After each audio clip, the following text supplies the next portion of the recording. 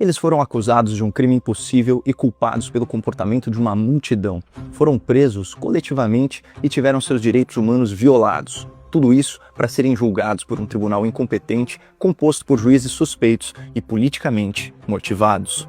Nós derrotamos o bolsonarismo! O brasileiro comum, sem conhecimento jurídico, não faz ideia da injustiça que foi cometida pela justiça contra os manifestantes do 8 de janeiro.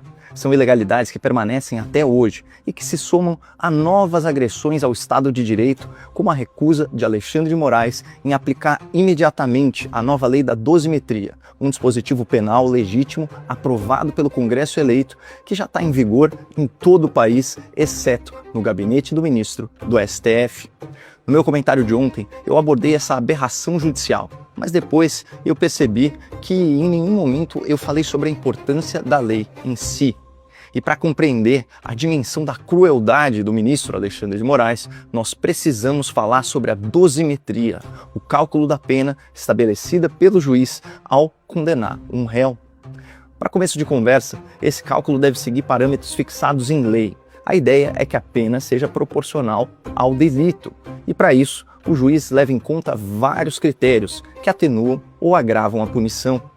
A personalidade, a conduta social da pessoa, se ela tem antecedentes criminais, se é reincidente, se ela estava armada ao praticar o ato, a intensidade do dano que ela gerou. Por exemplo, uma mãe de família, amorosa, trabalhadora, sem antecedentes criminais, desarmada, cujo rabisco de batom foi removido com um jato de água, em tese, deveria ter sua pena muito aliviada. O mesmo vale para um senhor de mais de 70 anos, que nem estava presente nos atos do 8 de janeiro e só fez um pix de R$500 para uma vaquinha de ônibus dos manifestantes. Contudo, ambos os réus, a moça do batom e o idoso do pix, foram sentenciados a 14 anos de prisão. E é esse tipo de abuso que a nova lei da dosimetria combate. Essa lei impede o que o direito romano lá na antiguidade chamava de bis in idem, ou seja, a dupla punição, condenar o acusado duas vezes pelo mesmo fato. É um princípio jurídico tão elementar que ele existe há mais de 2000 anos, mas a primeira turma do STF, em pleno século XXI, fez questão de ignorar esses fundamentos básicos e puniu os réus do 8 de janeiro, somando as penas dos supostos crimes de tentativa de golpe de Estado e de tentativa de abolição violenta do Estado Democrático de Direito, que tratam essencialmente da mesma coisa. Esse é o motivo pelo qual a Débora do Batom foi condenada àqueles absurdos 14 anos de prisão.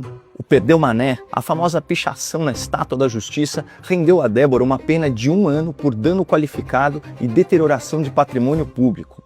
Mas a soma das penas por tentativa de golpe e abolição do Estado de Direito totalizou 12 anos.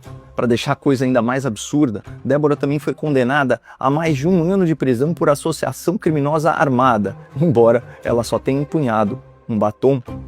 O fato é que essa moça trabalhadora, mãe de família, sem antecedentes criminais, ficou presa na cadeia, sem julgamento, por quase 2 anos, ilegalmente afastada dos filhos menores, para depois ser condenada a 14 anos de prisão, que agora, ainda bem, ela cumpre em regime domiciliar.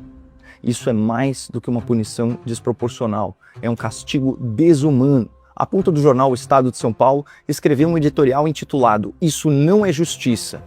Aspas para o texto. Para qualquer pessoa minimamente sensata, imbuída de boa fé e, sobretudo, senso de justiça, uma pena tão draconiana como a imposta à ré pelo ministro Alexandre de Moraes não passa nem sequer por razoável, que dirá por justa. Importante destacar que as punições do 8 de janeiro eram tão descabidas que o próprio presidente do STF, à época, Luiz Roberto Barroso, se dizia favorável à redução da pena, por considerar abolição e golpe como um só crime, a partir de condutas sobrepostas, um princípio básico do direito penal conhecido como consunção, quando um crime mais grave, ou um crime final, absorve o crime mais leve ou o crime meio. Mas voltando para a lei da dosimetria aprovada pelo Congresso, é importante repisar que ela apenas reforça princípios de direito milenares que já deveriam ter sido aplicados desde o começo, no caso do 8 de janeiro.